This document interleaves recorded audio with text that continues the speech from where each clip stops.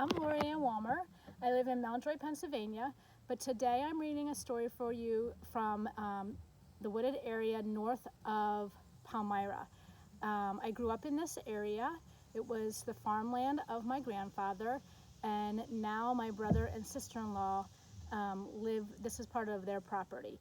And the reason I picked this area for your story today is because my story is about trees. The story I have for you today is Wangari's Trees of Peace, a true story from Africa by Jeanette Winter. Wangari lives under an umbrella of green trees in the shadow of Mount Kenya in Africa. She watches the birds in the forest where she and her mother go to gather firewood for cooking.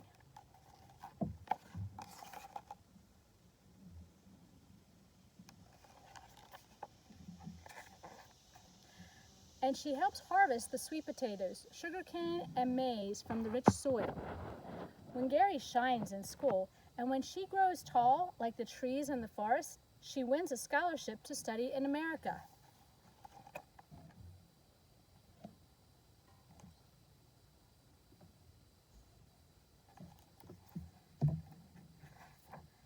Six years later, her studies over, Wangari returns to her Kenya home and sees a change. What has happened? She wonders. Where are the trees?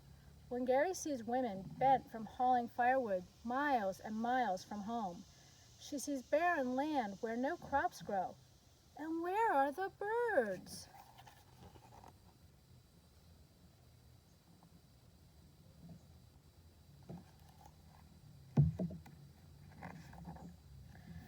Thousands of trees have been cut down to make room for buildings, but no one planted new trees to take their place. Will all of Kenya become a desert, she wonders, as her tears fall? Wangari thinks about the barren land. I can begin to replace some of the lost trees here in my own backyard, one tree at a time. She starts by planting 9 seedlings.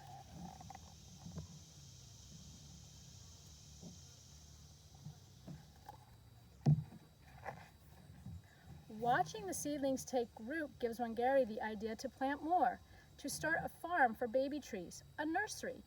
In an open space, she plants row after row of the tiny trees. Next, Wangari convinces the village women that planting trees is a good thing. She gives each one a seedling. Our lives will be better when we have trees again. You'll see, we are planting the seeds of hope.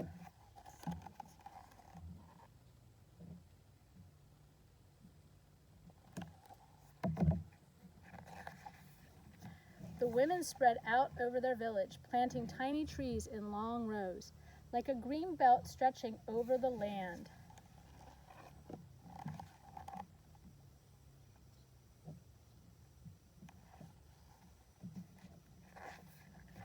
The government men laugh. Women can't do this, they say. It takes trained foresters to plant trees. The women ignore the laughter and keep planting. Wangari pays them a small amount for each seedling still living after 3 months, their first earnings ever.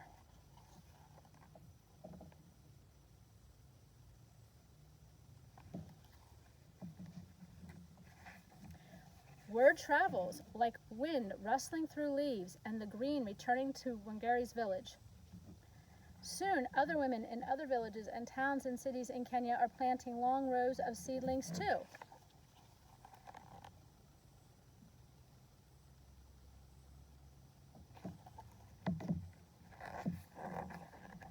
But the cutting continues.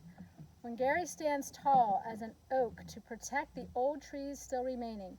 We need a park more than we need an office tower.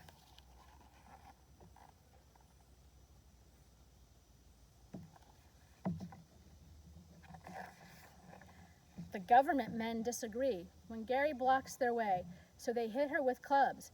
They call her a troublemaker and put her in jail. And still she stands tall. Right is right, even if you're alone.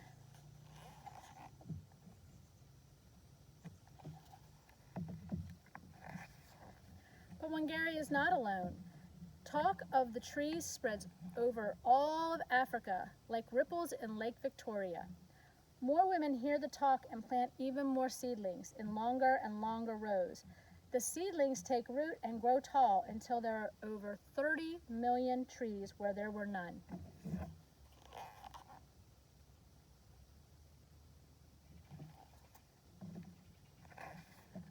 The umbrella of green in Kenya returns.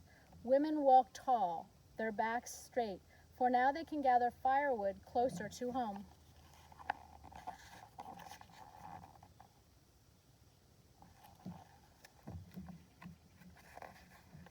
The land is no longer barren. Sweet potatoes, sugarcane, and maize grow again in the rich red earth. The whole world hears of Wangari's trees and of her army of women who planted them.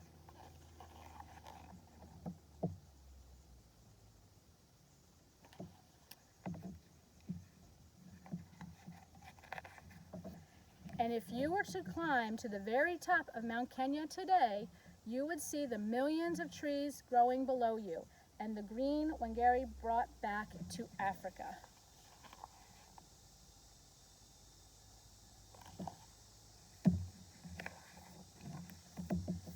Do you think you could be friends with Wangari?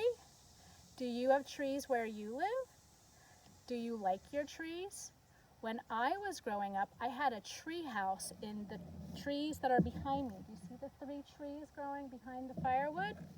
We had a tree house there. I love trees. I love this wooded area, and I think I'm going to go hug a tree. Maybe you'd like to hug a tree today too. Thanks for joining us.